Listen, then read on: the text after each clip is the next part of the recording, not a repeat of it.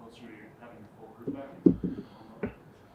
Yeah, it was good to see them out there. They won't play tonight, but they're in normal jerseys, so participating. That's a good sign. That probably means they're not that far away compared to maybe 48 hours ago. So progressed well out of red jerseys, and see how they look for the, we'll probably sit here tomorrow or Saturday and see how they look and maybe talk about them then. But right now they're getting there. The fact that you're going into the halfway mark tonight, and knock on wood, obviously, but having almost everybody back, is that, how good is that, I guess? Well, it's satisfying to know you have everyone to choose from.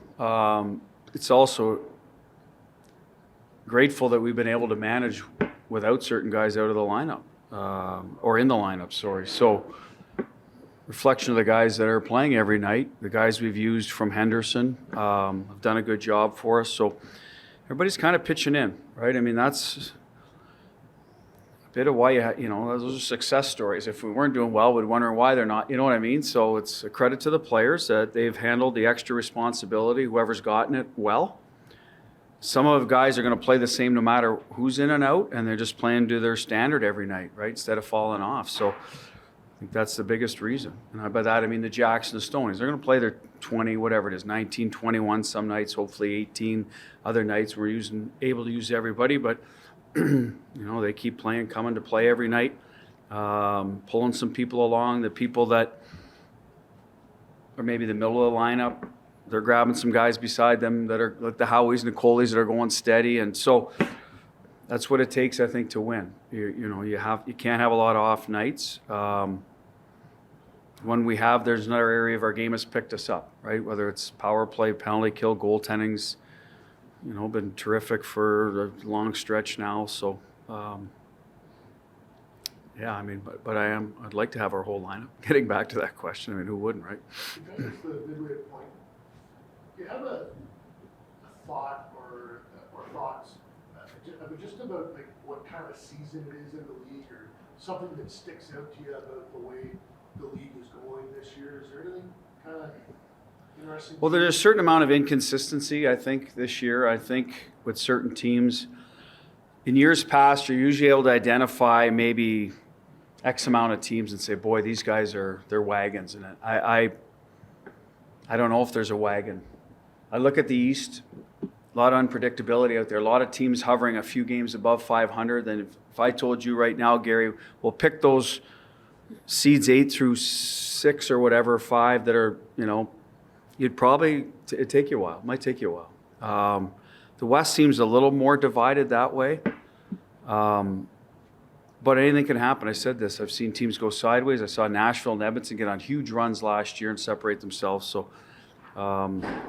So I guess that part of it surprises me a little bit. I think some of that is schedule driven. There's so much. After the San Jose game, we're getting on the bus and we're just talking. And how many guys left the game the other night from different games? It had to be 8 guys that left with injuries, right? So I think the intensity of the schedule is really forcing teams to dig deeper into their sort of depth pool or rely on other players. I think that's one of the things I'm noticing this year, that the loss of manpower might be greater than other years just because of the Four Nations probably shrunk the schedule quite a bit. Those are the things I'm seeing around the league. If you're talking about a trend and style of play, I wouldn't say.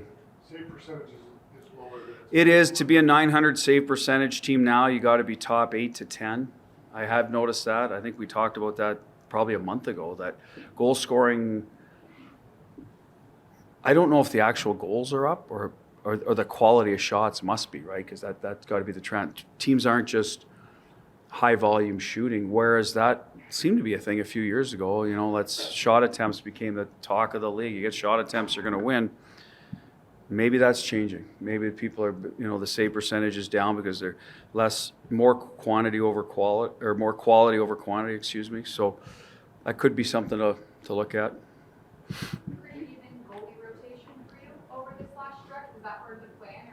Well, it's always been part of the plan, Ashley. I think we got away from a bit of the rotation. Hill's numbers are higher simply because Sammy missed, 6 to 8 games somewhere in there that probably would have been 2 at least of his. So I think, what does this Hills start tonight? Is it 25, 26, somewhere in there? 26? So that's 52, right? That's probably a little higher than we would have scripted at the start of the year.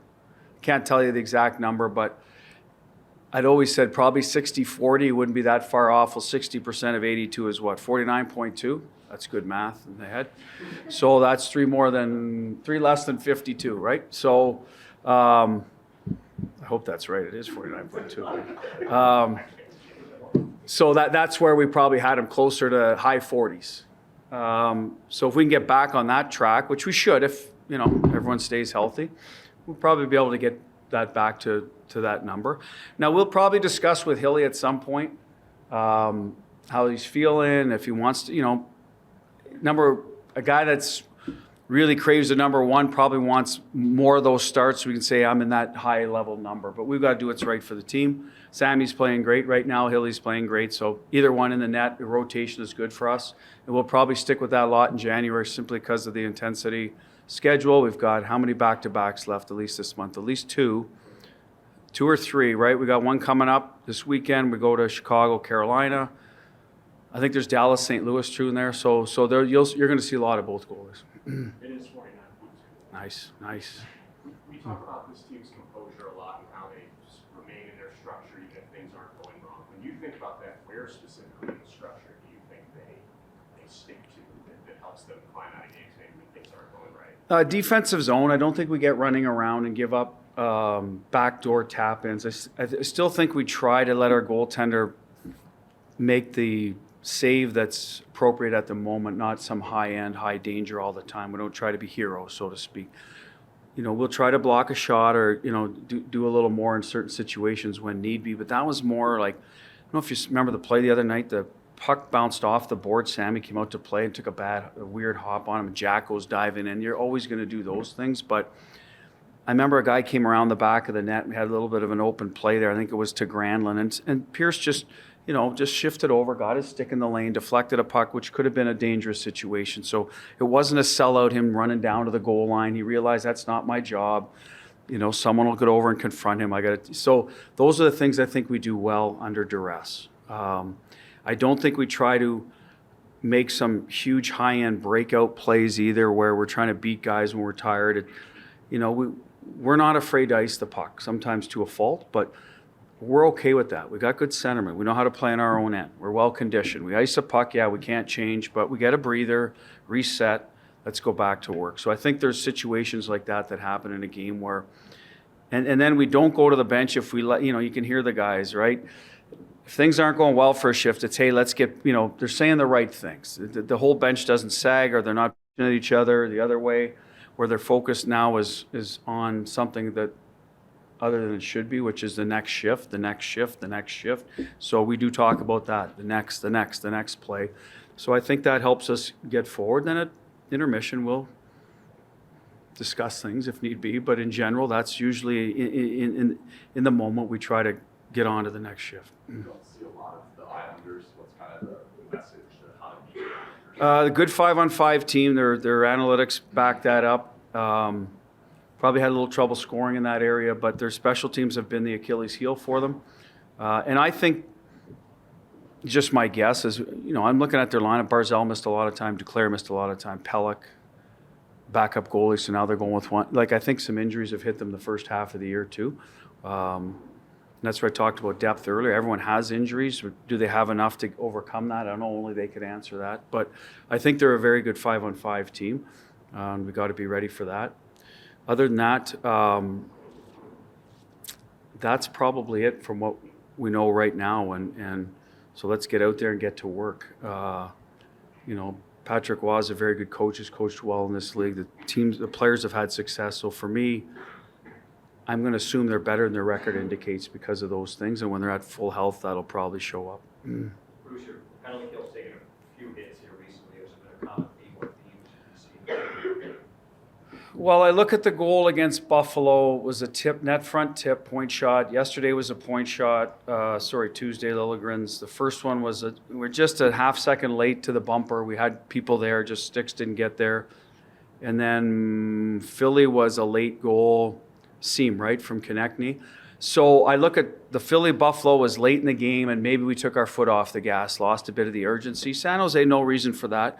I think that penalty kills can be cyclical as well as power plays, where you're going to get a timely save for a stretch of time or a big block, and then sometimes you're not going to get that. So I don't see breakdowns to the point where we're exhausted and stuck on our end for 2 minutes. We didn't get the clear on the second goal.